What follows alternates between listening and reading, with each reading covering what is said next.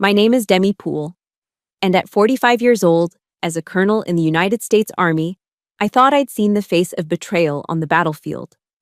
But that night, as they snapped handcuffs on my wrists on the very stage where I was being honored, my father raised his champagne flute and smiled.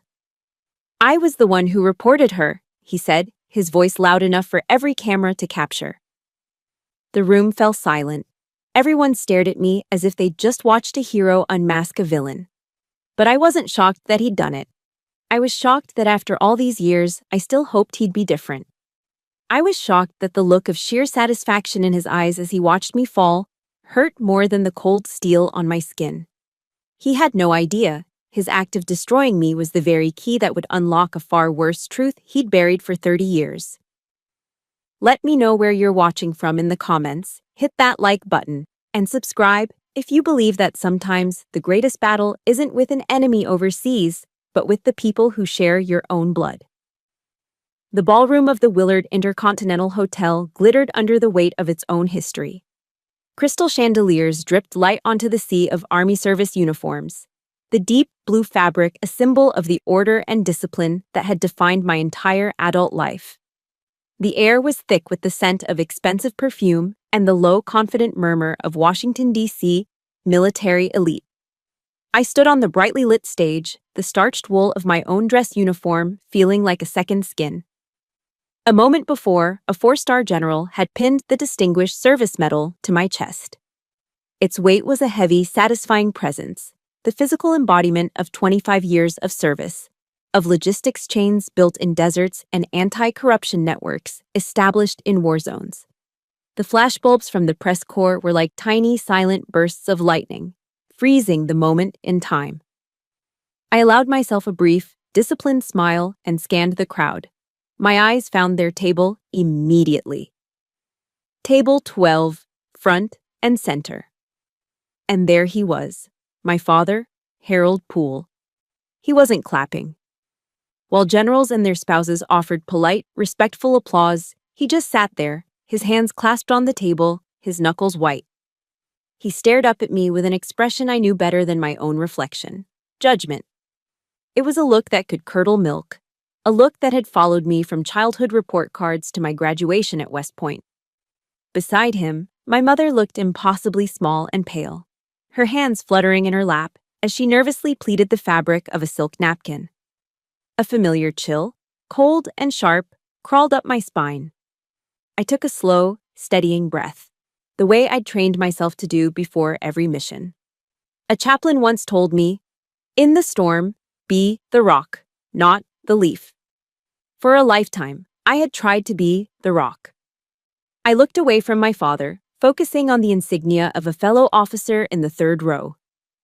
Today is my day, I told myself, a desperate internal command. Don't let him ruin it. It was such a naive thought. The applause faded, and just as the general was about to return to the podium, 2 men in dark, impeccably tailored suits stepped onto the stage from the wings. They weren't military. They moved with the quiet, practiced precision of federal agents. The room stopped breathing. The gentle clinking of silverware and glasses went silent. I heard a single, sharp clink from somewhere in the back as a wine glass slipped from a hand and hit the floor. But the only sound I could truly hear was the drumbeat of my own heart, suddenly loud in my ears. It wasn't frantic. It was slow, steady, the rhythm of a soldier waiting for impact. One of the agents, a heavy-set man with a weary face, stepped up to the microphone. "Colonel Demi Poole," he said, his voice flat and devoid of emotion. And then the second agent spoke, his voice cutting through the gilded air like a razor. "You are under arrest for the crimes of espionage and treason against the United States of America." The words echoed off the ornate walls. Treason. Treason. Treason. A vile, suffocating sound. I didn't look at the agents. I didn't look at the stunned faces of my colleagues. I looked at my father, and I saw it. Just for a fraction of a second, before he could compose his face into a mask of theatrical grief, I saw a flicker of pure, unadulterated triumph in his eyes, a flash of victory. Then, the performance began. Harold Poole pushed his chair back and stood up. It was a slow, deliberate movement, designed to draw every eye, every camera lens in the room. He waited until the red recording light swiveled toward him. As a soldier, he began, his voice trembling with perfectly rehearsed emotion. I swore an oath to defend this country against all enemies, foreign and domestic. He paused, letting the weight of his words settle. Then, he turned his gaze directly on me, his daughter, standing there under the hot glare of the stage lights. Sometimes, he declared, his voice rising, the enemy is sleeping in your own house. He turned back to the cameras, his face a portrait of a patriot's agony. He raised his champagne flute, not in celebration of my achievement, but as a toast to my destruction. I was the one who reported her. A stunned silence hung in the air for a beat. Then, a hesitant smattering of applause started from a table near the back. It was followed by another, and then another, a horrific domino effect. Within seconds, the entire ballroom erupted in a thunderous ovation. They were clapping for him, for the patriotic father who had chosen country over his own daughter. They were validating his betrayal, sanctifying it, and in doing so, they cast me out completely. In their eyes, I was no longer a decorated colonel. I was a traitor. The agents moved in. I felt the cold, precise snap of the handcuffs closing around my wrists behind my back. The metal was biting and final. Through it all, I felt my mother's gaze on me. I turned my head, searching for her face one last time. She was crying, her tear-streaked face a mask of misery. But she wasn't looking at me. Her eyes were fixed on my father, her expression a desperate, silent plea, as if begging him to make it all stop. He, the grand conductor of this orchestra of ruin, simply placed a hand on her shoulder in a gesture of paternalistic comfort. And at his touch, she broke. She looked away from him, down at her lap. She chose him. She chose silence. That final act, her quiet surrender, her turning away in my moment of absolute devastation, was a deeper cut than her husband's public declaration. His betrayal was loud and theatrical. Hers was a quiet, suffocating poison. As the agents led me off the stage, past the tables of my former peers who now refused to meet my eye, I was no longer an officer being honored. I was just a daughter, abandoned by both the man who gave me life and the woman who taught me how to endure him. That turning away, it wasn't a new wound. It was just the final twist of a blade that had been there for 30 years. That look of triumph in my father's eyes on stage. It wasn't new. It was just the final exhibit in a museum of grievances he'd been curating my entire life. The betrayal at the Willard Hotel wasn't a sudden storm. It was the final erosion of a dam that had been cracking for decades. As I sat in the silent, sterile processing room, the memories flooded in, each one a perfectly preserved artifact of the man who had just destroyed me. It started small, as these things always do.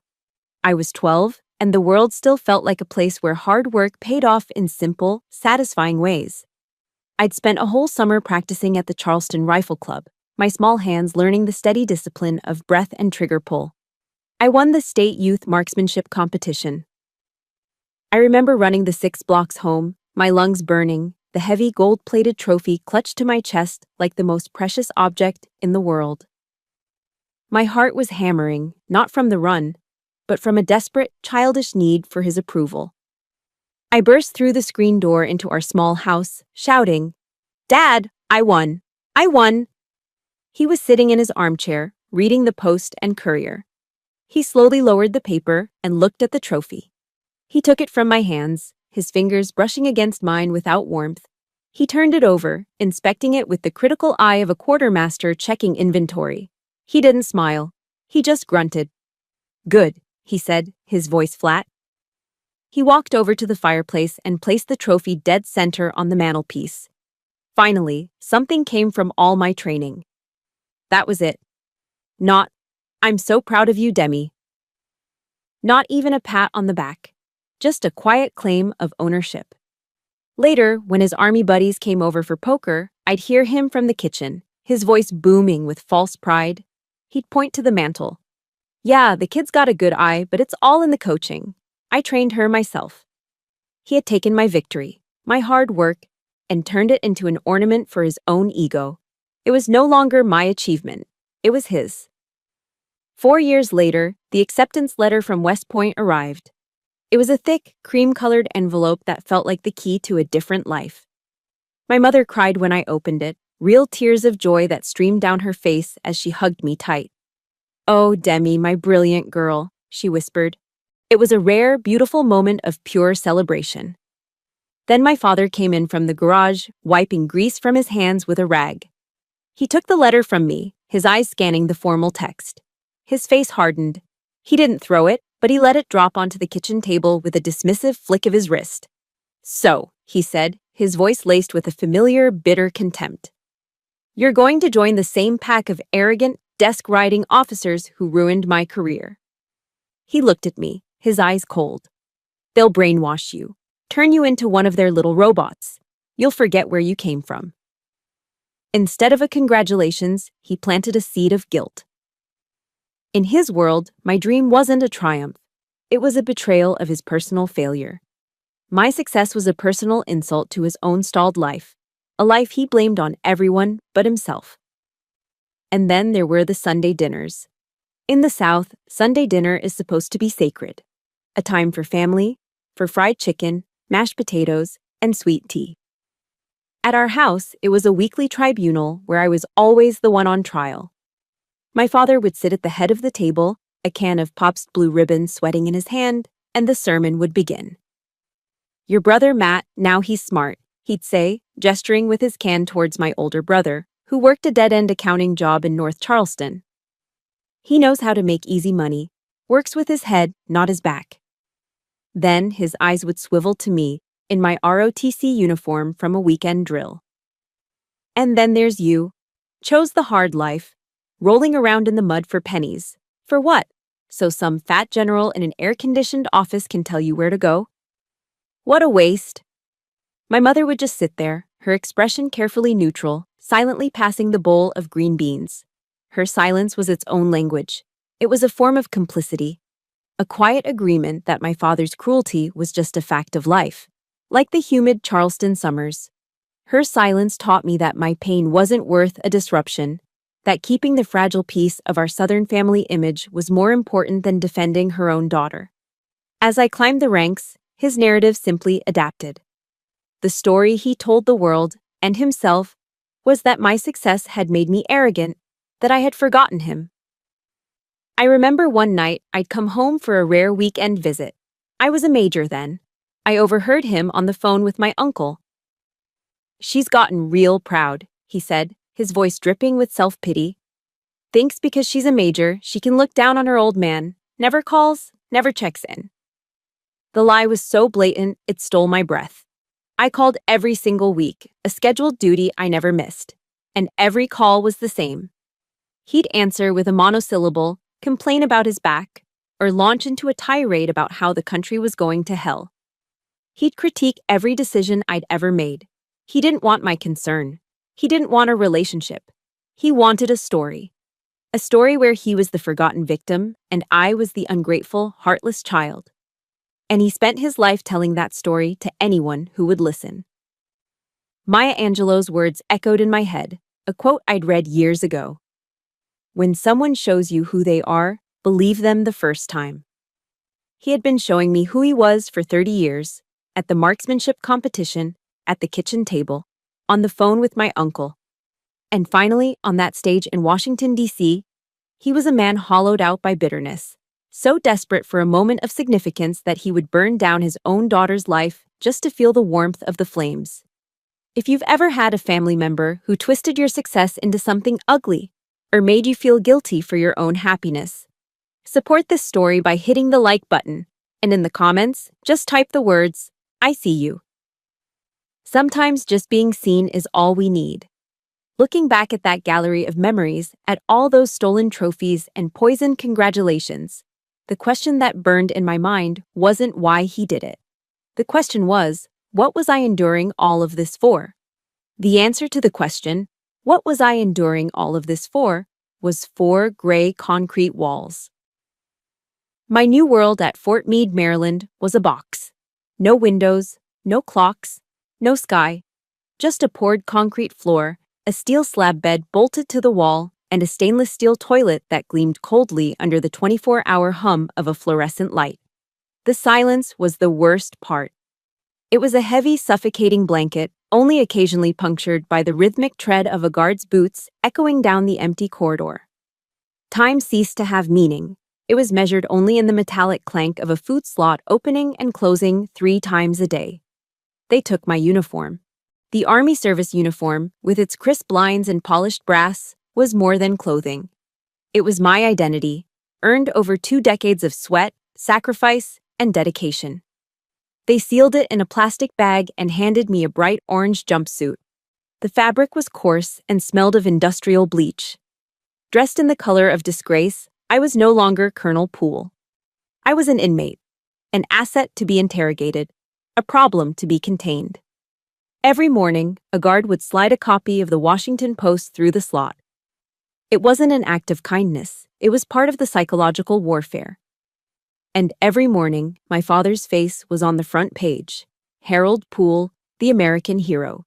Harold Poole, the stoic symbol of uncompromising patriotism. The articles painted him as a modern-day Brutus, a man who loved his country so much he would sacrifice his own child for it. They wanted me to break. They wanted me to sit in this gray box surrounded by the world's applause for my destroyer and start to believe the lie myself. At West Point, they teach you to improvise, adapt, overcome. I realized this was just another battlefield, one fought not with bullets, but with silence and isolation. The interrogation room was another windowless box, this one furnished with a metal table and 3 chairs. My interrogators were 2 CID agents, a man and a woman. The man was doughy, with a cheap suit and the tired eyes of a career bureaucrat. The woman was sharp and angular, with eyes that assessed me not as a person, but as a puzzle to be solved. The ultimate humiliation was in how they addressed me. Not Colonel, not even ma'am, just Poole. After years of commanding thousands of soldiers, of being briefed by generals, I was now being questioned by a captain and a chief warrant officer who spoke to me as if I were a piece of faulty equipment. "Your father has been very cooperative, Poole," the man said, sliding a thin file across the cold metal table. His voice had a wheezing quality. "He told us you often complained about the bureaucratic machine, that you had sensitive contacts overseas." He was twisting my professional frustrations, the very drive that made me effective at cutting through red tape, into a motive for treason. I remained silent, my hands resting calmly in my lap. I would not give them the satisfaction of a reaction. Then the woman delivered the finishing blow. She slid a single sheet of paper from the file. It was a sworn affidavit. The statement was concise, clinical, and utterly false. It claimed that on a specific date, Harold Poole had witnessed me copying classified documents onto a personal hard drive in my home office. And at the bottom of the page was his signature. I recognized the familiar spiky scrawl, the way his H was always too large, the P. A sharp, aggressive downstroke. His signature, once a source of childhood comfort on a permission slip, was now a weapon plunged directly into my heart. But the deepest agony didn't come from my father's lies. I'd spent a lifetime in that museum of grievances. I knew its curator well. The true betrayal came from the system I had sworn an oath to protect. My entire career had been built on integrity. Yet at the first sign of trouble, the institution folded. Not a single one of the senior officers who had praised my work at the AUSA Gala just days before had reached out. No calls from my supposed friends at the Pentagon. They were afraid. Afraid the stain of my alleged treason would splash onto them. I had become a contagion, a career-ending disease to be avoided at all costs. It was a bitter lesson in the transactional nature of loyalty. In the military, you're part of a brotherhood until you're not. When you become a problem, you are jettisoned with cold, operational efficiency. I was well and truly alone. One night, after a 10-hour interrogation session that had left me physically and emotionally drained, I was escorted back to my cell. I collapsed onto the steel bed, the exhaustion so profound it felt like a physical weight pressing me down. Despair, a cold and creeping fog, began to settle in. I stared at a crack in the concrete wall, tracing its path with my eyes, trying to focus on anything other than the suffocating emptiness. Then I heard it. A soft, electronic chime. It was barely audible, but in the tomb-like silence of the cell, it sounded like a gunshot. The secure tablet they'd given me to communicate with my military-appointed lawyer, a device I knew was monitored, every keystroke logged, flickered to life. A notification had appeared. But it wasn't from my lawyer. It was a push alert from an encrypted peer-to-peer messaging app I'd installed on the device myself. A backdoor that I knew CID's standard monitoring software wouldn't catch. My heart hammered against my ribs. I picked up the tablet. The message was 3 simple words. They're wrong. And underneath, 2 initials. E.g., Ethan Graves. Warrant Officer Graves. My unit's best cybersecurity specialist. A skinny, quiet kid from rural Oregon who I had once gone to bat for, shielding him from a bull-headed major who wanted to bury him in paperwork for a minor infraction. He was a good soldier. A loyal soldier. I stared at those 3 words on the screen. They're wrong. It wasn't an exoneration. It wasn't a key to get me out of this cell. But it was something. It was a signal flare in the crushing darkness. For the first time in what felt like an eternity, the emotion that washed over me wasn't despair. It was hope. After 3 weeks in the vault of silence, I was released on bail. My freedom constrained to the 4 walls of my small Alexandria apartment by a GPS ankle monitor. The concrete box had been replaced by a gilded cage. I was no longer a prisoner of the state, but a prisoner of the narrative. And the warden of that narrative was my father. He was everywhere. His face, etched with a carefully crafted sorrow, stared back at me from every cable news channel. He became the darling of the conservative talk show circuit. I watched, my stomach churning, as he sat on a plush leather sofa on a set bathed in patriotic red, white, and blue. The host, a man famous for his manufactured outrage, leaned in with a sympathetic air. "It must have been an agonizing decision, Harold," the host said, his voice dripping with false sincerity. My father nodded slowly, dabbing a dry eye with his knuckle. "It was the hardest thing I've ever had to do," he said, his voice catching perfectly. "I taught that girl about honor, about duty. And when she lost her way, it was my duty to bring her back, no matter how painful." Then he weaponized my childhood. He recounted a memory of a fishing trip we took on Lake Moultrie when I was 10. It had been a rare good day, a moment of peaceful connection I had held onto for years. He twisted it, reframing it into a parable about national loyalty. I told her that day, he lied to an audience of millions, that just like you never turn your back on your fishing buddy, you never, ever turn your back on your country. A disgraced supply sergeant, dishonorably discharged for fraud, was lecturing the nation on honor. The irony was so thick I felt like I was choking on it. A wave of nausea washed over me, and I clicked the TV off, the silence of my apartment suddenly roaring in my ears. That night, a ghost appeared at my door. Ethan Graves slipped into my apartment after dark, carrying a heavy backpack and moving with the silent efficiency of a man who lives in the digital shadows. "They cut the surveillance feeds to your hallway for 60 seconds, Colonel," he said, not as a greeting, but as an immediate assurance. "We're clean." He set to work, pulling laptops and encrypted drives from his bag. Within minutes, he had established a secure, untraceable communications network inside my own home. He was my chosen family, the one forged in loyalty, not blood. "Ma'am, they're not just framing you," he said, his eyes fixed on his screen while he gestured toward the blank TV. "They're building a myth. They need to turn Harold Poole into a saint to give his testimony weight. The PR firm running this media campaign, Veritas Communications, is a direct subsidiary of Atlantic Forge." He slid a black external hard drive across my coffee table. "This is everything I could pull from the dark. Encrypted data shows an unauthorized server accessed your personal military accounts 3 weeks before your arrest. The server's IP address pings to a location in Charleston, South Carolina, half a mile from your father's house." I stared at the small black rectangle. It was the first solid thing I'd had to hold on to in a month. It was more than data. It was a weapon. "Thank you, Ethan," I said, my voice quiet. He just nodded. General Patton said, Accept the challenges so that you can feel the exhilaration of victory. We'll get there, Colonel. The next afternoon, my mother came to visit. She carried a large pot of chicken noodle soup, a traditional offering of Southern comfort, as if broth and noodles could somehow mend a life that had been shattered. She sat stiffly on my sofa, avoiding my gaze, the silence stretching between us until it was thin and brittle.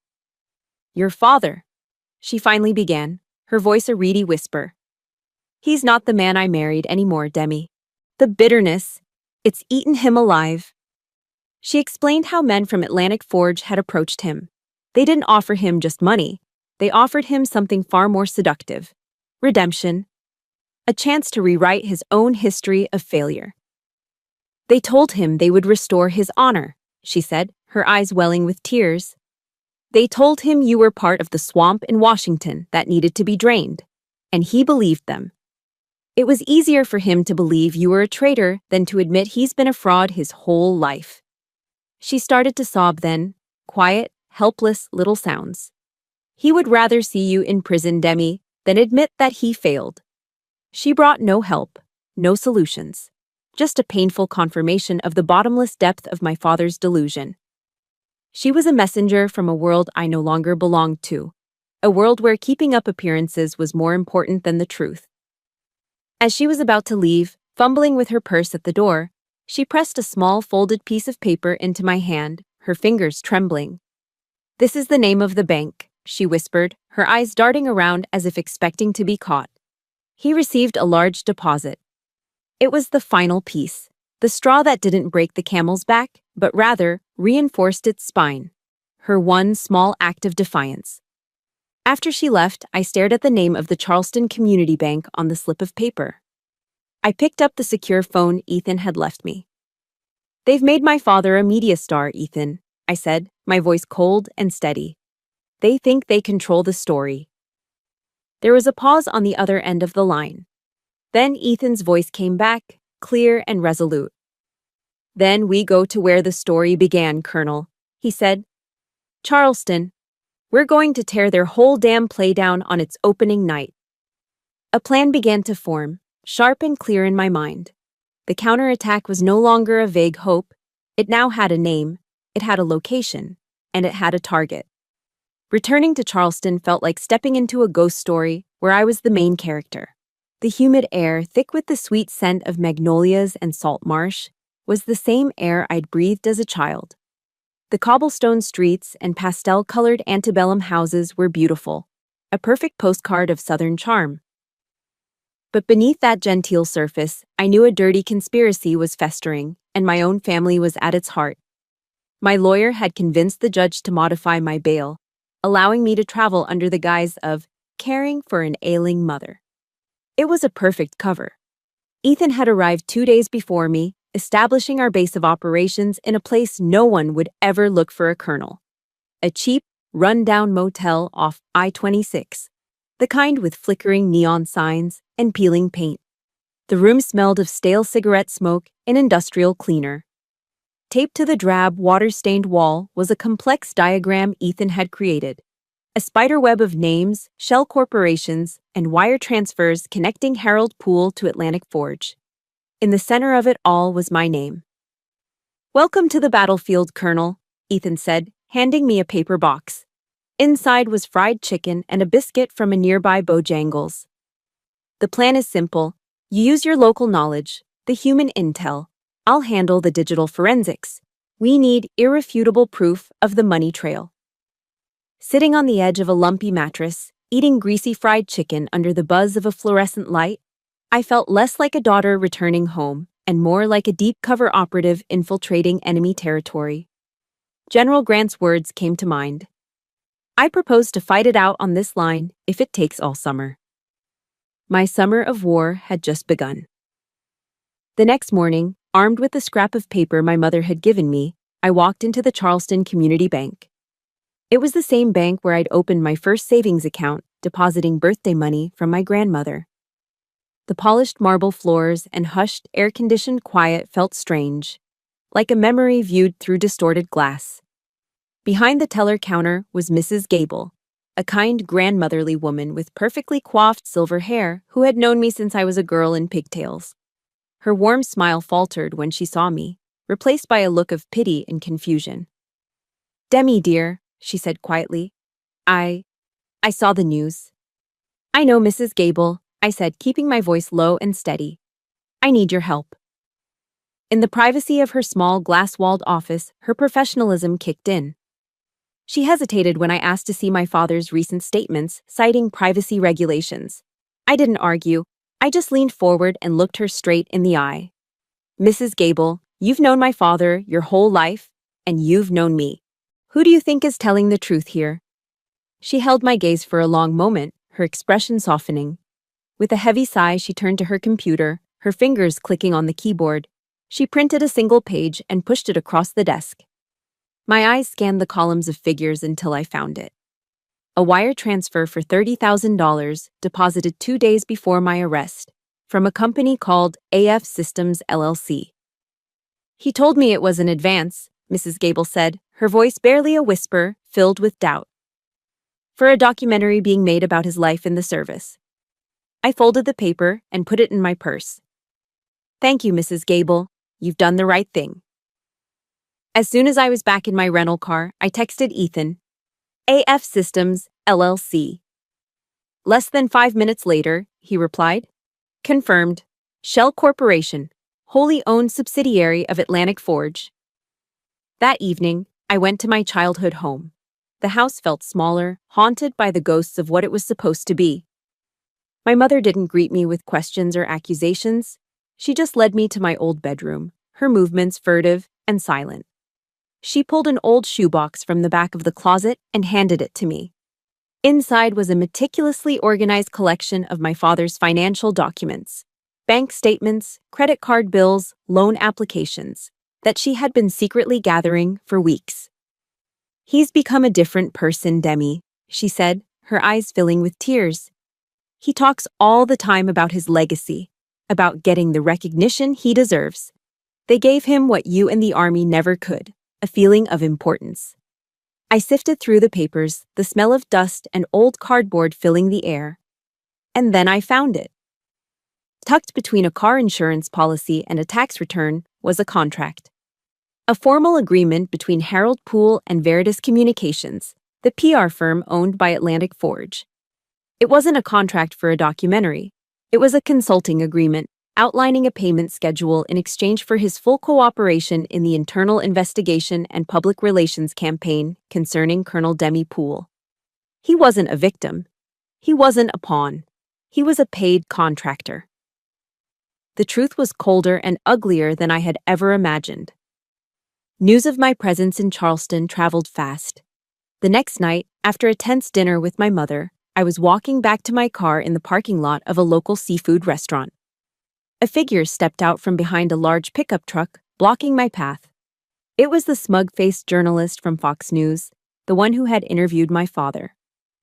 "Colonel Poole," he said, a slick, predatory smile on his face. He was shorter in person. "I think we can help each other out. My employers are prepared to arrange for the charges against you to be quietly dropped. All you have to do is sign a non-disclosure agreement, maybe take a long vacation out of the country for a while." It was a threat wrapped in the language of a business deal. "Get out, or we will crush you." I let a small, cold smile touch my lips. I remembered the tiny recording device, disguised as a button on my blazer, that Ethan had insisted I wear. "Tell your boss I'm not interested in a clean record," I said, my voice steady. "I'm interested in the truth." I turned and walked away, not looking back, my heart pounding a steady, defiant rhythm. I could feel his eyes on my back. He thought he was setting a trap for me. He had no idea he had just walked into mine. The annual Charleston Magnolia Festival was the picture of Southern propriety. Held in White Point Garden, the air was a sweet perfume of blooming flowers and salty sea breeze from the harbor. The entire town, it seemed, was there. Families spread out on picnic blankets, women in bright floral dresses fanning themselves in the shade of ancient oak trees. It was a celebration of community, tradition, and above all, appearances. It was the perfect stage for my father's next performance. Ethan and I stood at the edge of the crowd, half hidden by a statue of a forgotten Confederate general. We watched as Harold Poole was introduced as Charleston's Patriot Citizen of the Year. He walked onto the gazebo stage not in his old, ill-fitting uniform, but in a tailored navy blue suit that I knew had been paid for by Atlantic Forge. He looked polished, important. He looked like a lie. He started his speech with a predictable ode to family values and tradition, his voice resonating with practiced sincerity. The crowd nodded along, captivated. Then he expertly pivoted the narrative to his favorite subject, his own heroic suffering. Recently, he began, his voice dropping into a dramatic hush. My family has endured a great trial. He paused, letting the crowd lean in. My daughter, a woman I love with all my heart, has lost her way. I felt my jaw clench. Ethan shot me a concerned glance, but I just shook my head, my eyes fixed on the man on the stage. She was influenced by the corrupt ideologies in Washington, he continued, his voice rising with righteous indignation. She forgot the values her mother and I worked so hard to instill in her. He scanned the crowd, his face a mask of profound sorrow, and then he delivered the kill shot. And my poor wife, he said, his voice cracking. My loving, devoted wife.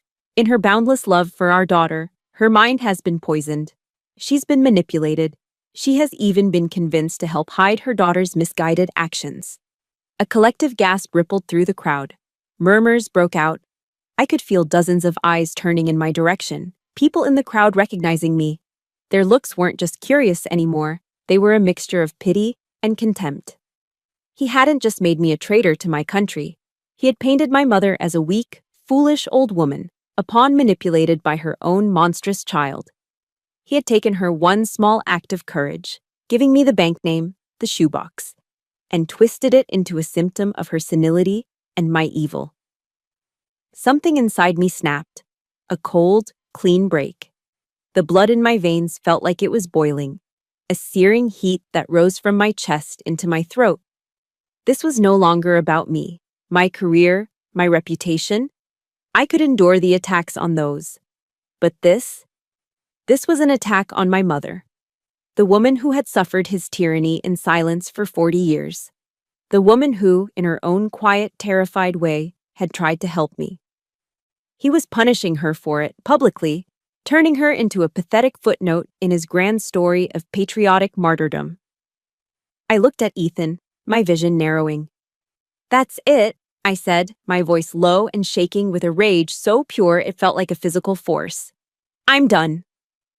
I couldn't stand there for one more second and listen to him desecrate her name. I turned on my heel and began walking, pushing my way through the stunned crowd. The polite Southern deference parted before me. I could hear his voice droning on, but it was just white noise now. The anger inside me was no longer a simmering coal. It was a volcanic eruption. Every ounce of doubt, every shred of residual daughterly obligation I might have felt for that man was incinerated in that moment. He hadn't just crossed a line, he had vaporized it. I reached my car, wrenched the door open, and slammed it shut behind me. The sound echoed in the quiet parking lot. I fumbled for my secure phone, my hands trembling not with fear, but with adrenaline. I didn't call my father. He was irrelevant now.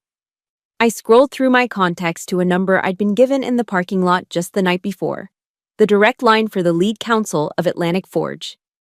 A crisp, corporate voice answered. Mr. Davies's office. Put him on, I said. May I ask who's calling? Tell him it's Colonel Demi Poole. There was a brief pause, then a click. Poole? The lawyer's voice was smooth, arrogant. Changed your mind about our generous offer? I have a message for your boss, I said, my voice as cold and hard as granite. Your offer has expired. I'm not negotiating. I am going to destroy you. I hung up before he could respond. My fingers flew across the screen to another number, one I hadn't dialed in years. An encrypted line I'd kept for emergencies, a direct connection to the office of an old friend, a man I had served with in Afghanistan who was now a 4-star general at the Pentagon. His aide answered. This is Colonel Demi Poole. I need to speak with General Miller. It's a matter of urgent operational security. The words were a calculated risk, A code between soldiers. A few seconds later, his familiar, gravelly voice came on the line. Demi? What's going on? General, I said, my voice clear and unwavering. I need your help. It's time to end this play. The battle had officially begun. There's a moment when silence is no longer an option. If you believe in the power of finally standing up and speaking your truth, hit that like button to support this fight. And in the comments, just type the words, "No more silence." Let's create a chorus they can't ignore. My call to the Pentagon was a lit match tossed into a room full of gasoline. The results came 12 hours later, not with a loud explosion, but with the quiet, authoritative buzz of the secure phone at 0600 sharp. It was General Miller.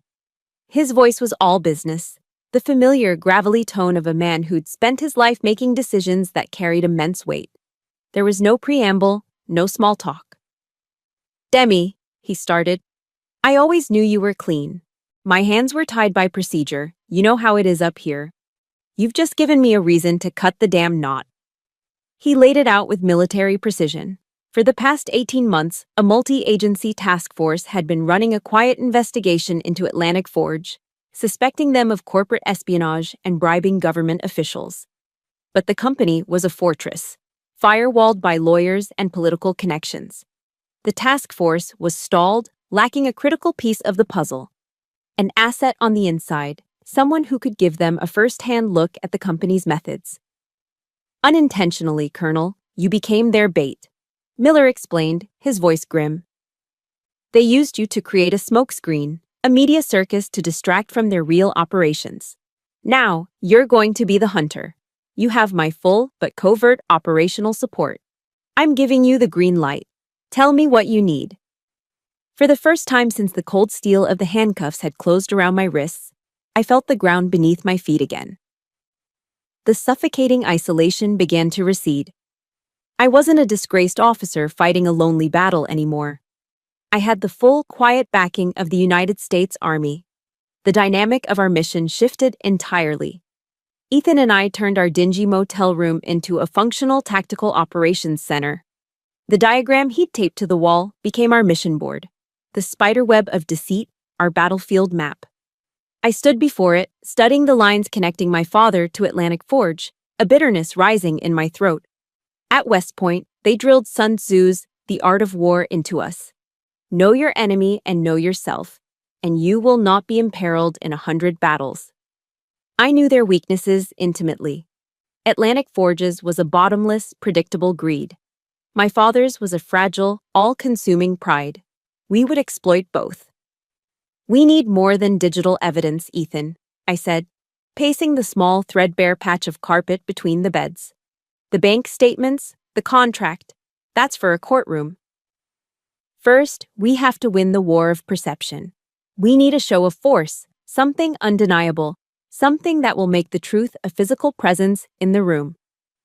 Ethan nodded, his expression serious, his fingers never stopping their fluid dance across his keyboard.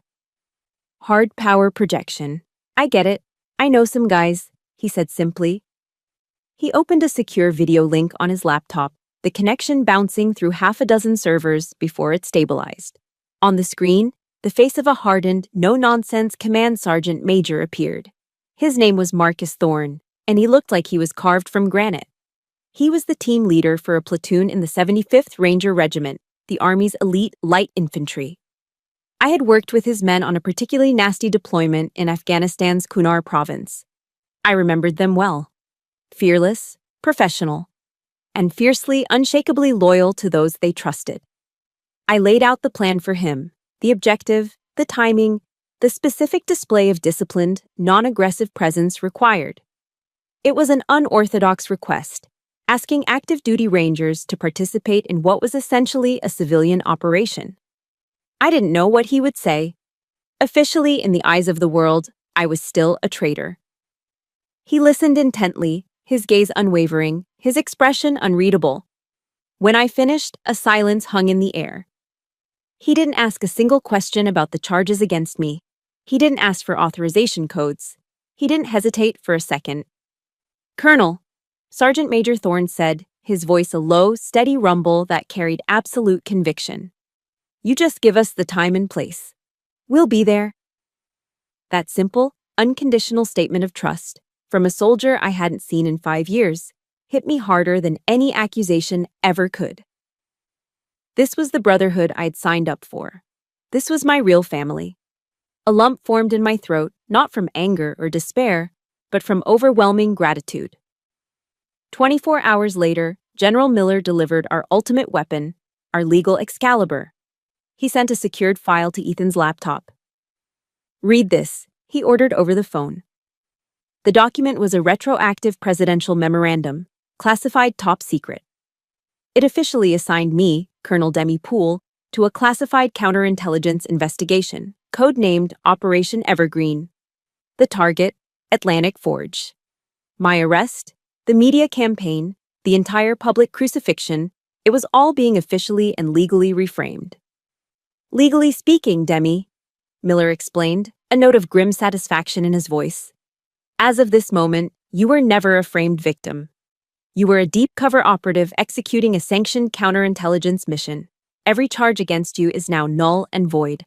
Anyone who knowingly aided the false narrative against you is now guilty of obstruction of justice." It wasn't just a legal shield, it was a sharpened sword. It transformed my status from the accused into the accuser, the hunted into the hunter. All our collected evidence wasn't just for my defense anymore, it was now ammunition for the prosecution of my enemies. And then, as if orchestrated by fate, the perfect opportunity presented itself. My mother called, her voice trembling with confusion. An invitation had arrived at the house, delivered by courier. Thick, cream-colored cardstock with an embossed gold eagle. The Charleston chapter of the Association of the United States Army was hosting a Special Veterans Honors Gala. The guest of honor, slated to receive the Voice of Duty Award for his moral courage, was my father, Harold Poole. The location was the final, arrogant twist of the knife. The grand ballroom of the Charleston Place Hotel. The very same venue where my life had been publicly detonated nearly a year before. Ethan looked at the digital copy of the invitation on his screen, his expression grim. "They're recreating the scene of the crime to humiliate you one last time, Colonel. To put the final nail in the coffin." I looked at the invitation, at my father's name printed in elegant script. A slow, cold smile spread across my face. It wasn't a smile of warmth. It was the smile of a predator that has just seen its prey walk willingly into a perfectly laid trap.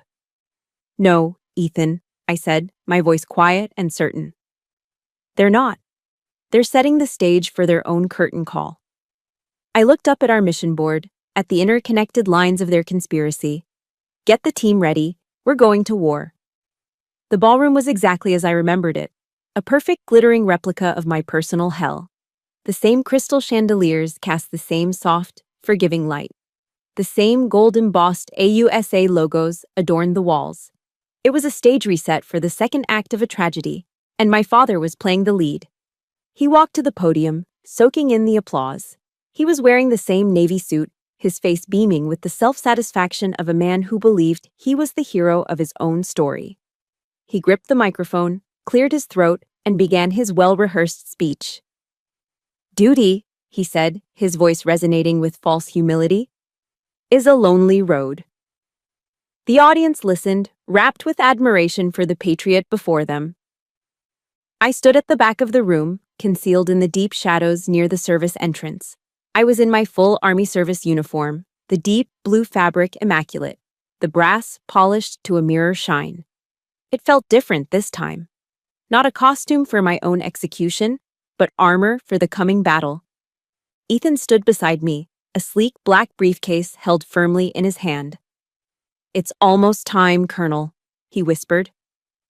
My heart was pounding, a hard, steady rhythm against my ribs. It wasn't the beat of fear, it was the beat of anticipation. The final countdown. My father was reaching the crescendo of his speech, his voice thick with emotion as he spoke of difficult choices and moral courage. And at that precise moment, the grand double doors at the entrance to the ballroom swung open. It wasn't federal agents this time. It was a 6-man fire team of the 75th Ranger Regiment. They were in their full combat uniforms, the digital camouflage pattern a stark, gritty contrast to the black tie finery of the gala. They moved in perfect synchronized silence, their boots making no sound on the thick carpet. They didn't shout, they didn't run. But their disciplined, lethal presence sucked all the air out of the room. A wave of silence rolled from the back of the ballroom to the front as every head turned to watch them. They moved in a wedge formation, parting the stunned crowd as they marched directly towards the stage. Leading them was Warrant Officer Ethan Graves. My father faltered, his words dying on his lips. He turned, and his expression of smug satisfaction curdled into confusion, then into a flicker of panic. The Rangers fanned out, forming a silent, unbreachable cordon at the back of the stage, their faces impassive, their posture radiating absolute control. Ethan walked calmly to the podium. He didn't shove my father aside, but with a polite yet firm gesture, he effectively displaced him, taking control of the stage. "Excuse the interruption, ladies and gentlemen," Ethan said, his voice amplified by the microphone, clear and ringing with authority. "I have a formal announcement from the Department of the Army." He opened the briefcase and produced a single, sealed manila folder. "By order of the President of the United States, all charges against Colonel Demi Poole are hereby dropped and expunged," he declared. A shocked murmur went through the audience. Ethan raised his voice slightly, cutting through the noise. "Her actions over the past year were part of a sanctioned counterintelligence mission, Operation Evergreen, to investigate the illegal activities of the defense contractor Atlantic Forge." A collective gasp swept the room. My father staggered back a step, his face draining of all color. He looked utterly bewildered, a man whose script had just been set on fire. But the show wasn't over. Ethan gave a subtle signal to a technician at the back of the room. The two enormous projection screens on either side of the stage, which had been displaying the event's logo, suddenly flickered to life. The first thing to appear was an audio waveform. Then the sound of my voice filled the ballroom, crisp and clear from the button microphone I had worn. "Tell your boss I'm not interested in a clean record. I'm interested in the truth." The smug, threatening voice of the Atlantic Forge lawyer followed, his offer of a backroom deal echoing for all to hear. The image on the screens changed. It was a high-resolution photograph of the Charleston Community Bank statement, the $30,000 wire transfer from the Shell Corporation AF Systems circled in red. The image changed again. This time, it was the contract my mother had found. The agreement between Harold Poole and the PR firm, his signature clearly visible, outlining his role as a paid contractor in their smear campaign. Gasps of disbelief and outrage erupted from the crowd. Then came the final, irrefutable proof. Ethan had hacked the security footage from the parking garage of a downtown office building. The video was grainy, but the subjects were unmistakable. The screens showed my father, Harold Poole, shaking hands with a man from Atlantic Forge and accepting a thick, heavy briefcase. The same briefcase the man then placed in the trunk of his car. The video ended. The room was plunged into an abyss of absolute silence. Every eye in that ballroom was now on my father. He wasn't a hero. He wasn't a patriot. He was just a cheap sellout. He seemed to shrink before our eyes, slumping into the chair behind the podium, no longer a man on a stage, but a rat in a trap. He looked small, pathetic. As the house lights came up, I stepped out of the shadows. I walked the long aisle through the silent, staring crowd, my shoes clicking with a steady, resolute rhythm on the polished floor. I walked up the steps and onto the stage, stopping directly in front of him. I looked down at the broken man in the chair. In his eyes, I saw no remorse, only the blank, terrified confusion of a narcissist whose audience had finally walked out on him. Proverbs 26:27 whispered in the back of my mind. Whoever digs a pit will fall into it. If someone rolls a stone, it will roll back on them. His stone had just rolled back and crushed him. The game was over. Victory doesn't feel the way you think it will. There is no soaring music, no slow-motion celebration. There is only the ringing silence after the final shot has been fired. The night of the gala, after the chaos had subsided and federal agents had quietly taken Atlantic Forge executives into custody, I didn't feel triumphant. I felt hollowed out, utterly exhausted. The entire city of Charleston was buzzing with the scandal of the Poole family, but I couldn't stay in the sterile quiet of my hotel room. I got in my rental car and just drove, my hands steady on the wheel, my mind strangely calm. I found myself pulling into the parking lot at Waterfront Park, the same place I used to ride my bike as a kid to escape the suffocating anger in my house. The salt air was cool and clean, a gentle breeze rustling the palmetto trees. I saw him sitting on one of the park benches overlooking the dark, shimmering water of the harbor. He was just a silhouette against the distant lights of the Ravenel Bridge. As I got closer, I saw that he looked a decade older than he had just 24 hours before. The expensive navy suit, which had made him look so powerful on stage, now looked like a costume on a broken mannequin. It hung loosely on his shrunken frame. I sat down on the other end of the bench, leaving a deliberate space between us, a boundary. We sat in silence for what felt like a long time, the only sounds the gentle lapping of water against the seawall and the distant clang of a buoy. There was nothing left to fight about. The war was over. All that remained were the casualties. "They told me you dishonored the uniform," he finally said, his voice a dry, hoarse rasp. He didn't look at me, just stared out at the black water. "They said I was the only one who could stop you." I didn't say anything. I just listened, giving him the space to unravel the narrative he had clung to for so long. "I wanted to believe it," he continued, his voice barely a whisper. "It made me feel important again. Like I was back in the service, like the old days." "What old days, Dad?" I asked, my voice gentle. He finally turned his head, but his eyes were unfocused, looking at a past only he could see. Before they kicked me out. Before everything. For the first time in my entire life, I didn't hear the familiar tones of arrogance or blame in his voice. There was no finger-pointing, no self-pitying tirade. There was only a vast empty space where a man's pride used to be. I remembered a phrase I'd heard in an Al-Anon meeting I'd attended with a friend years ago, a mantra for dealing with the destructive behavior of others. You can't control it, you didn't cause it, and you can't cure it. For years, I had secretly believed that if I were just successful enough, just perfect enough, I could somehow cure his bitterness. Now I saw the truth. His sickness was his own. "I just wanted to be right," he confessed, the words so quiet I almost missed them. Just for once. And that was the most honest thing I had ever heard him say.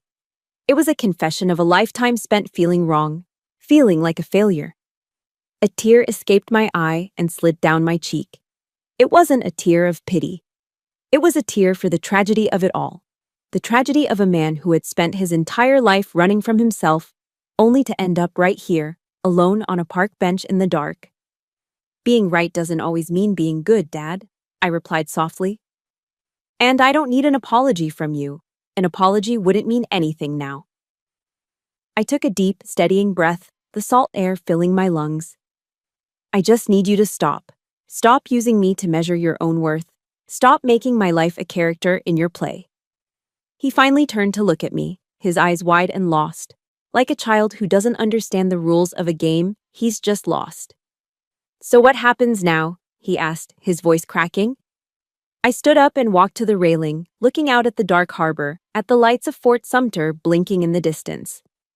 I felt a profound sense of peace settle over me, a quiet stillness in the center of my soul. The anger was gone. The resentment was gone. All that was left was a deep, sad clarity. "I forgive you," I said, and as the words left my lips, I realized I meant them. It wasn't a gift I was giving him. It was a gift I was giving myself. Not because you deserve it, but because I deserve peace. I turned back to him. "But I can't forget. Our relationship, whatever it was, it ended last night. You'll always be my father. That's a fact of biology. But I can no longer be the audience for your story." I turned and walked away, leaving him alone on the bench with the truth of who he was. I didn't look back. The immense weight I had carried on my shoulders for 45 years, the desperate need for a father's approval that had driven and haunted me my entire life, finally, mercifully, lifted. I was free. Healing is not a destination, it's a journey. It doesn't arrive like a thunderclap, but like a quiet sunrise you only notice has happened when you feel the warmth on your skin. My sunrise began a few months after the gala, on a humid Memorial Day in Charleston. I was standing in the crowd at the annual parade, watching the high school marching bands and local veterans groups pass by. An unexpected speaker was added to the ceremony at the last minute. It was my father. He walked to the podium not in a suit, but in his old, faded Army uniform, the one that fit him a little too tightly now, the fabric frayed at the collar. There were no news cameras, no prepared script. He looked out at the familiar faces of his community, his neighbors, and his peers. "I was wrong," he said, his voice quiet but clear, carrying across the silent park. "I confused attention with honor. I confused bitterness with duty. And I hurt the daughter I was supposed to protect." He never looked at me, just kept his gaze fixed on the horizon.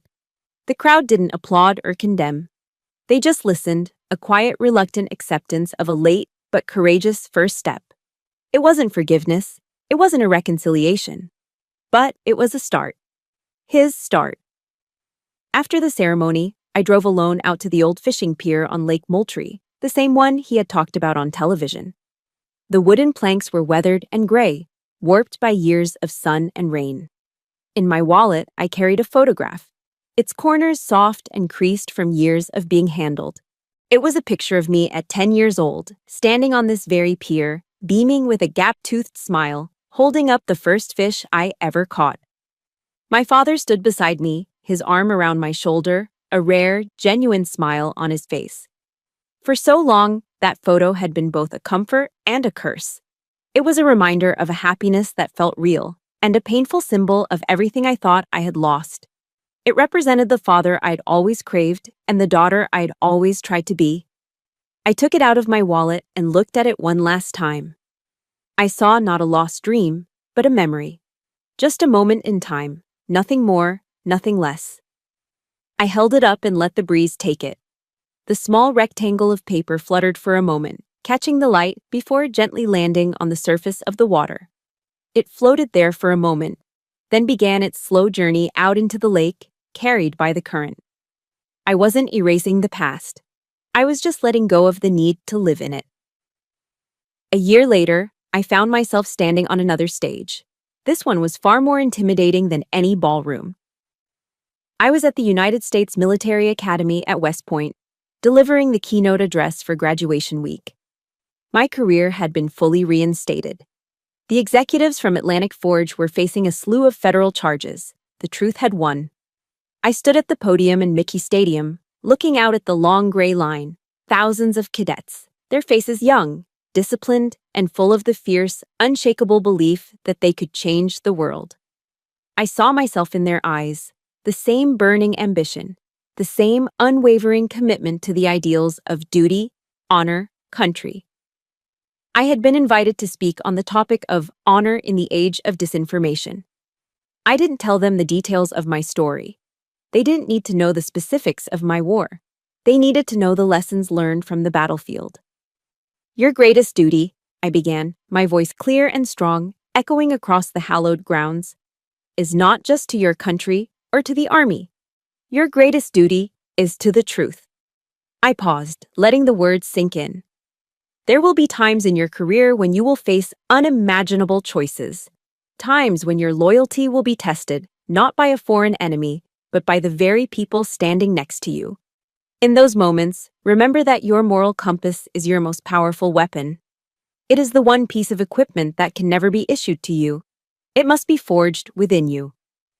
I looked out at the sea of determined faces. Honor is not something bestowed upon you on a stage with a medal. It isn't found in the applause of a crowd or the headlines in a newspaper. Real honor is what you build, in silence, every single day, with the choices you make when no one is watching. It's the truth you tell when a lie is easier. It's the integrity you maintain when you think you can get away with it. I thought of Eleanor Roosevelt's famous words, a quote that had become my own quiet mantra. "No one can make you feel inferior without your consent." I had finally stopped giving my consent. You will all go on to be leaders, I concluded. Lead with courage. But more importantly, lead with truth. Because in the end, that is the only legacy that will ever truly matter. When I finished, a profound silence held the stadium for a beat. And then, the entire corps of cadets rose to their feet as one, their applause thundering against the granite walls. It was a sound of respect, of understanding. And in that moment, I knew I had finally found my true legacy. It wasn't my rank. It wasn't a medal pinned to my chest. It was this moment, this lesson, passed from one soldier to the next. A small piece of hard-won truth given to a new generation, ready to build an honorable future of their own. Thank you for walking this road with me. My story is proof that your value is not determined by the family you were born into, but by the integrity you build within yourself. The battles we fight behind closed doors are often the hardest, but they are the ones that forge who we are truly meant to be. If this story resonated with you, please consider sharing it with someone who might need to hear that they are not alone. And for more stories about resilience and finding your own truth, make sure you're subscribed to the channel. Thank you for listening.